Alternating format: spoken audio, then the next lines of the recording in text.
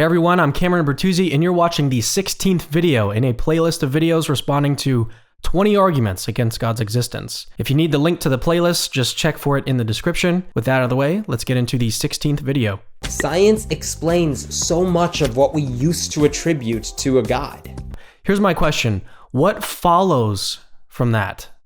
It doesn't follow that God doesn't exist. To reason that way is actually to commit the logical fallacy of composition. Just because science has explained things in the universe, in other words, parts of the universe, it doesn't follow that science is going to explain the whole universe. This would be basically like arguing that every part of an elephant is light in weight, therefore the whole elephant is light in weight. Now, sometimes reasoning from parts to wholes is legitimate. One can definitely legitimately reason that if every brick is red, then the whole wall of bricks will be red. The problem here is that explanations are not like color. So let me explain that real quick. Every now and then I make my wife and I gourmet sandwiches, like legit gourmet. All of the ingredients in the sandwich have their own place of origin, right? The bread is made in a bread factory, the meat comes from an animal, the lettuce comes from a farm. But do the explanations of the ingredients by themselves explain the whole sandwich? Not at all. I'm the one that created the sandwich. Unless you're an atheist, you're probably not going to think that the ingredients just sort of landed on the plate by chance. So similarly,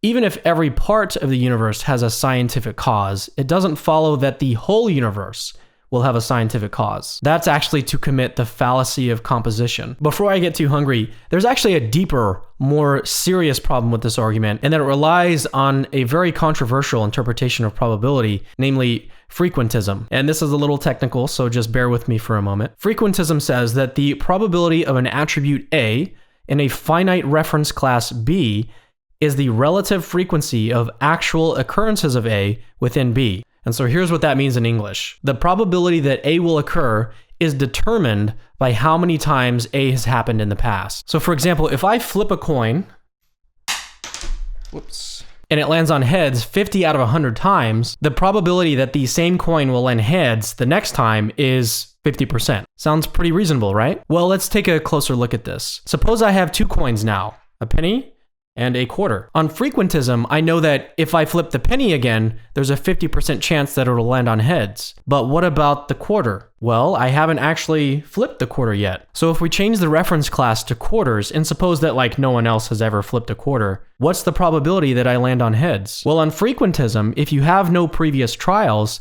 the answer is either 0 or 1. In the literature, this is called the reference class problem for frequentism. The more detailed we get with our reference class, the less trials we have to work with, and the more generalized our probability becomes. And this is actually really counterintuitive, right? It seems like we can just base on the nature of this thing that it's going to be a 50-50 chance that I land on heads, even if no one has ever flipped a quarter before. Moreover, it seems like the more information that we include, the more accurate our probability should be. It shouldn't work the other way. And this is part of the reason why probability theorists have opted for different interpretations of probability, like Bayesianism, that don't rely on frequencies. Now let's think back to the original argument. The argument is that science explains so much inside the universe at a high frequency. But if we don't adopt frequentism, does it follow that God doesn't exist or that God probably doesn't exist?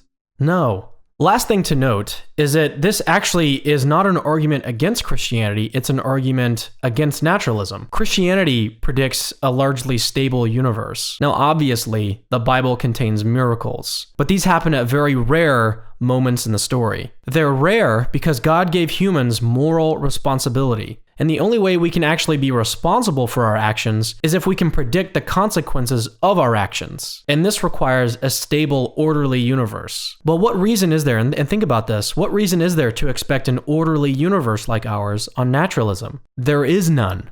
There's infinitely more ways the universe could be chaotic than orderly. So the fact that we find regularity in nature at all is actually evidence for Christianity and evidence against naturalism. So this argument completely bites atheism in the foot. To summarize, this reasoning actually commits the fallacy of composition. Just because parts of the universe have natural causes doesn't mean that the whole universe has natural causes. Secondly, we saw that this argument relies on a very controversial interpretation of probability, namely frequentism, which can be and probably should be rejected. Lastly, since there's no reason at all to expect an orderly universe on naturalism, this observation actually confirms Christianity and disconfirms naturalism. Alright guys, thanks for watching this video. If you enjoyed it, go ahead and hit like and subscribe to our YouTube channel. I'm actually a little jealous that Mike Winger has the next video. I had way too much to say about it. And so if you're already in a playlist, sit tight. You're going to be taken to the next video immediately. And if not, the link to the playlist is right in the description. Remember that you can always go back and listen to these videos out of order. You don't have to do it sequentially. Well anyways, I'll see you guys later. Till next time.